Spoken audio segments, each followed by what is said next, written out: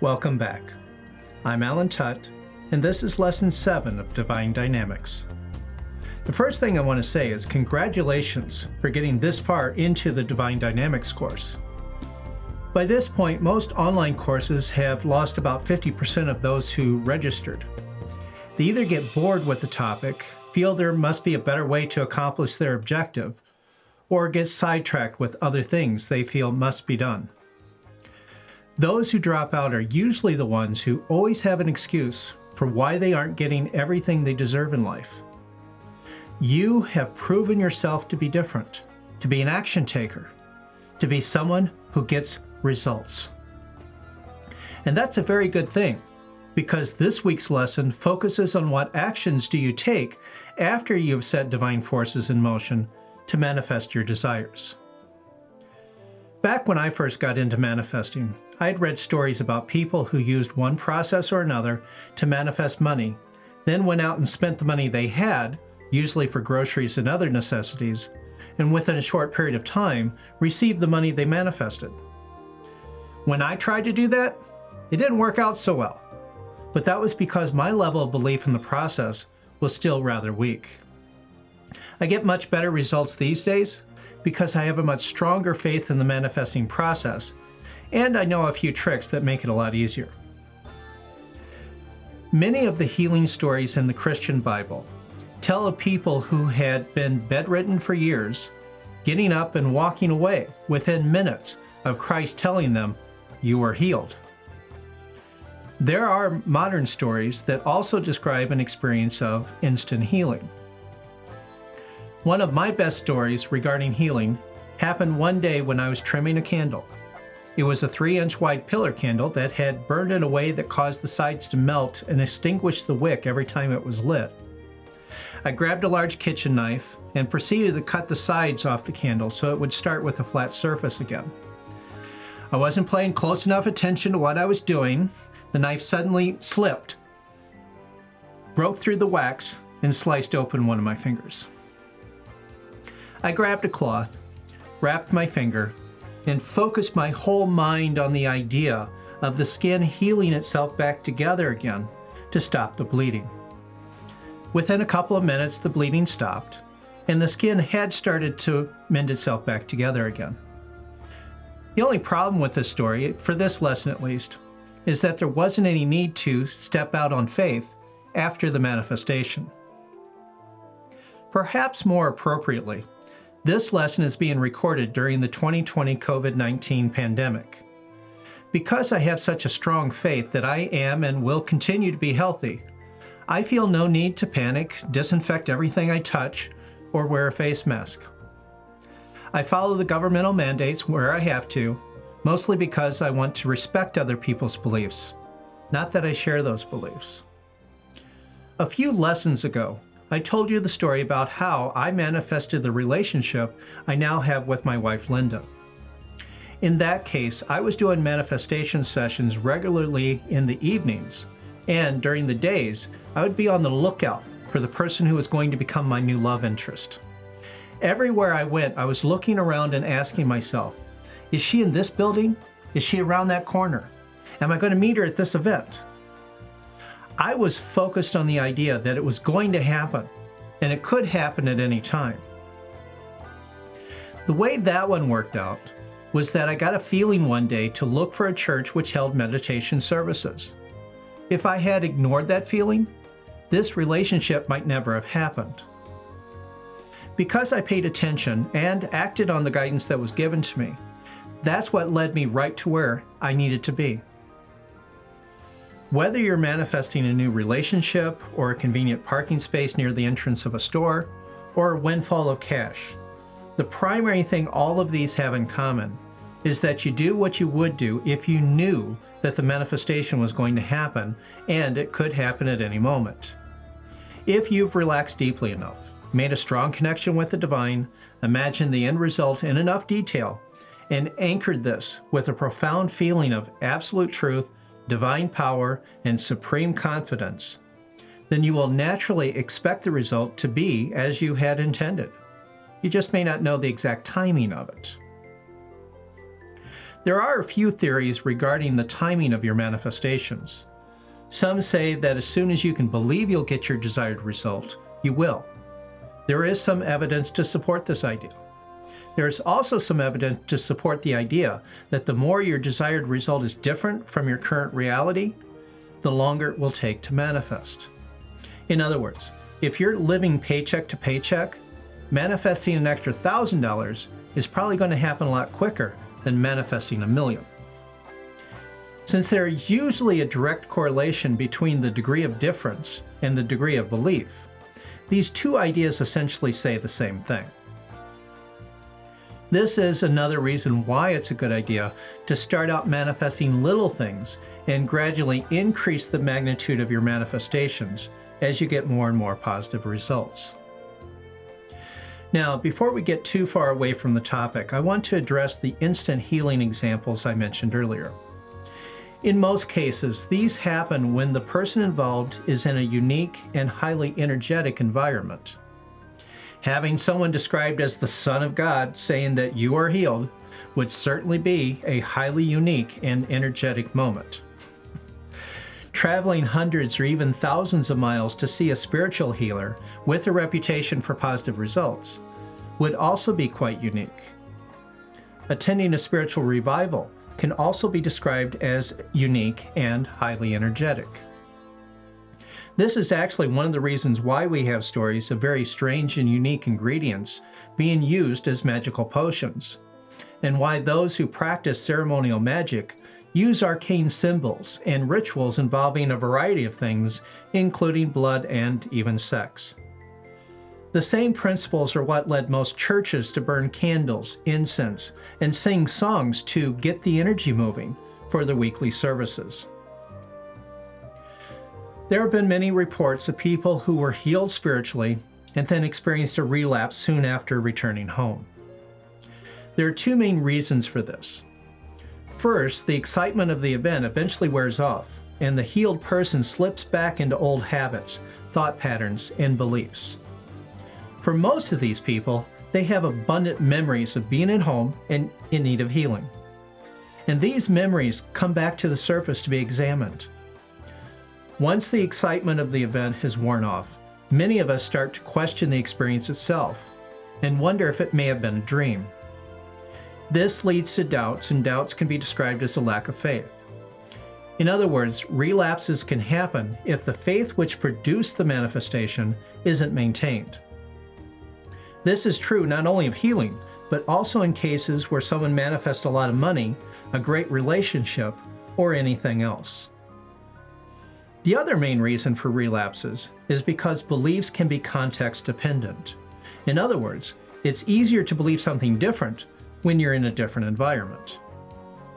Whether we're talking about being healed or becoming a more outgoing individual with high levels of confidence, or living a life of wealth and luxury, it's not always easy to believe these things are possible when we're in pain, faced with the opportunity to speak up for ourselves, or trying to figure out how to pay next month's rent.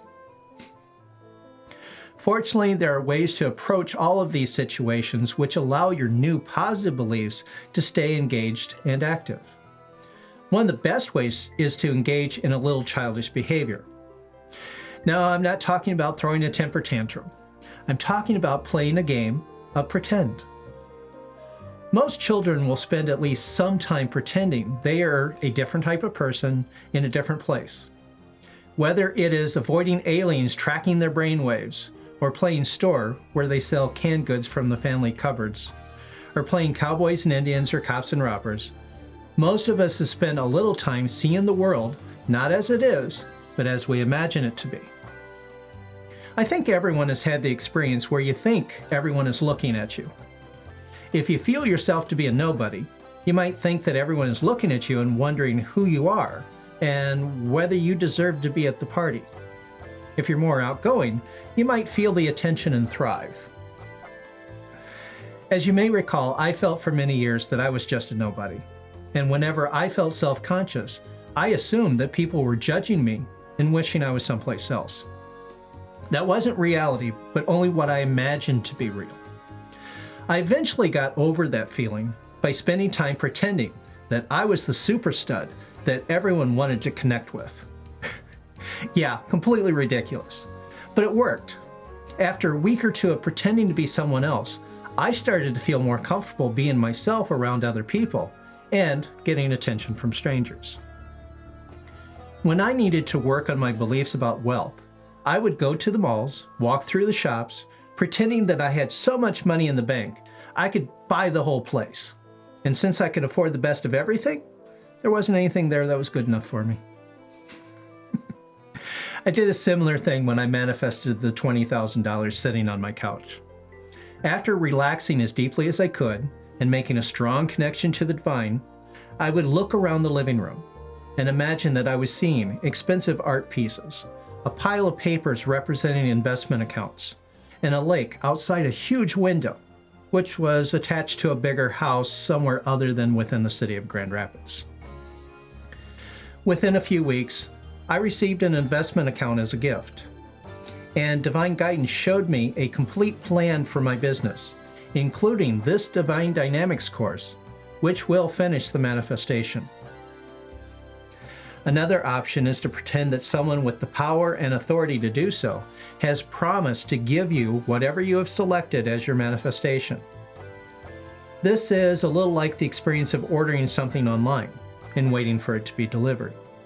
You fully expect it to show up, you just don't know exactly when it will be there. This is pretty much what I did when I manifested the relationship with Linda. It's also something I did to manifest a new car. The first time I did this, I was living in a rundown apartment and had recently been hired for a job that was a little better than what I had before that point. I was tired of riding the bus to and from work, especially since it took more than twice as much time as it would if I could just drive there. I didn't have any money for a deposit, probably couldn't have qualified for a loan, and really didn't see any way to get the car through the normal channels. I had recently heard of this idea of pretending that a great and powerful being promised to give me what I wanted, so I pretended that the car had been promised and would be delivered soon. I actually felt a bit excited, wondering, how is it going to show up? A few days later, I was walking past a used car dealership and noticed a sign that offered easy credit terms with no down payment. Now, this was new information to me back then, so I stopped in. Not long after, I was driving my own car and feeling absolutely thrilled the manifestation had worked. Not only that, I was completely happy with the price, the payment terms, and thoroughly enjoyed the car for as long as I had it. The next time I manifested a new car, each time I drove the car I had, I pretended that I was driving a different car, one that was newer, looked better, and was more enjoyable to drive. I imagined a different steering wheel in my hands, a different dashboard between me and the road ahead, a different sound of the engine. I pretended that the whole driving experience was different, more to my liking. That one manifested as a gift for my wife's parents the next time they upgraded to a new car of their own. I hadn't told anyone I was working to manifest a new car. They just asked if I wanted it. Where all of this gets tricky is when you have to deal with a situation that won't exist once your manifestation happens. For instance, when it's time to take medication for a health problem, or a pain in your body is screaming for attention, or you have to decide which bills get paid this week and which ones have to wait till later. The most important thing to keep in mind is that the more you are relaxed and the more you feel connected to the divine, the quicker the ideas in your mind will manifest. When you have to deal with a situation you want to eliminate and you want to make sure you don't manifest any more of it, it's a good idea to disconnect from the divine and allow yourself to become less relaxed, or to put it another way, to allow yourself to get agitated.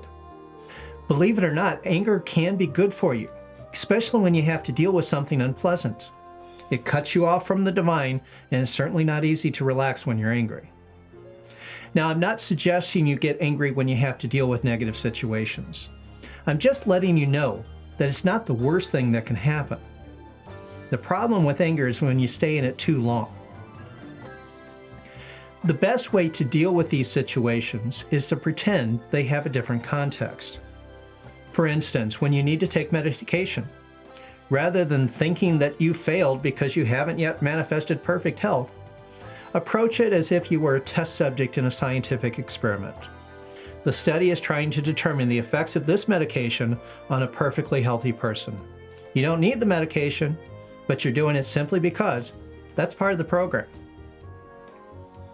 If you're dealing with physical pain, or a ringing in your ears, a screaming spouse, or something else that's impossible to ignore, pretend that you're a character in a movie, and this is just the role you're playing this week. The pain disappears in Act 3, and from that point on, it's a lifetime of joy and vibrant health.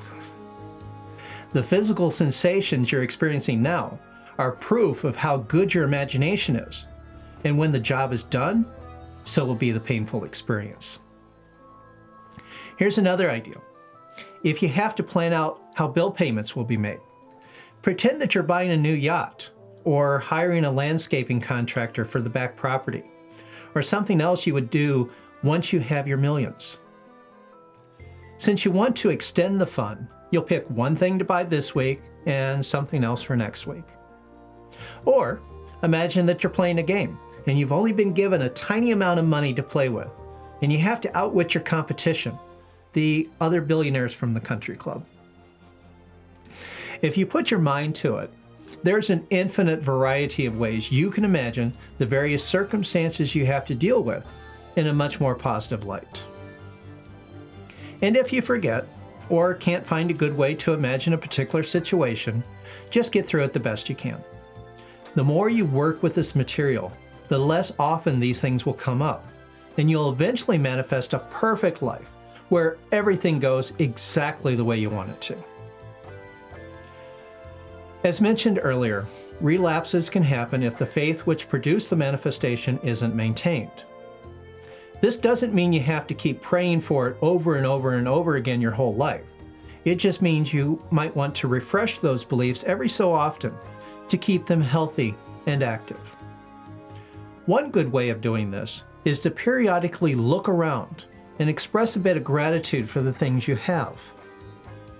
If you have a comfortable bed to sleep in, acknowledge that bit of wealth in your life.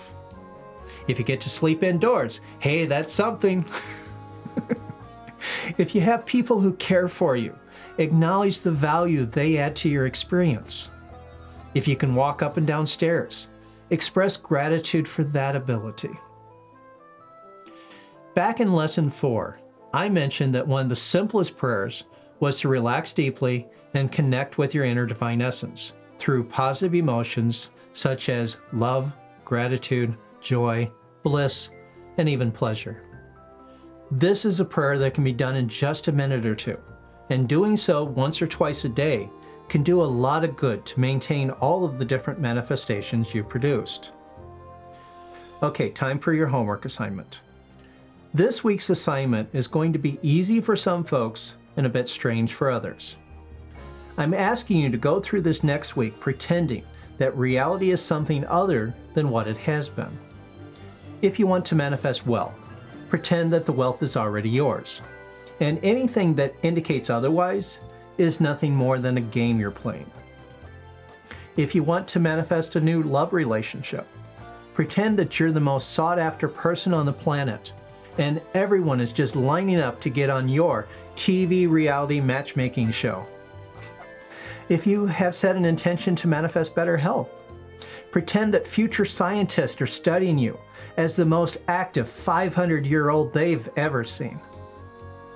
One thing I'm not asking you to do is to take any action that feels unnatural, risky, or that could jeopardize your health and well-being. And this includes buying luxury items you don't need in hopes that this will get the ball rolling. Remember, we're starting out manifesting little things, and we'll get to the bigger and more exciting manifestations in time. Continue with your harmonic prayer sessions. Ideally, you have this ingrained as a habit. Relax as deeply as you can, indulge in positive emotions to open the connection with your inner divine essence, and imagine the end result you want to manifest in rich, vivid detail. Anchor this in with feelings of divine power, absolute truth, timeless existence, and anything else that's appropriate. Then, continue the process by bringing the essence of your imagined outcome into the physical world. Pretend that every situation is a part of the final outcome you intend to manifest, and anything that seems part of the old experience is merely a game or an illusion that will soon be replaced with something more enjoyable. This is a process that can produce some rather remarkable manifestations, and I sincerely hope you let me know what results you're getting. Until next time, be blessed, my friend.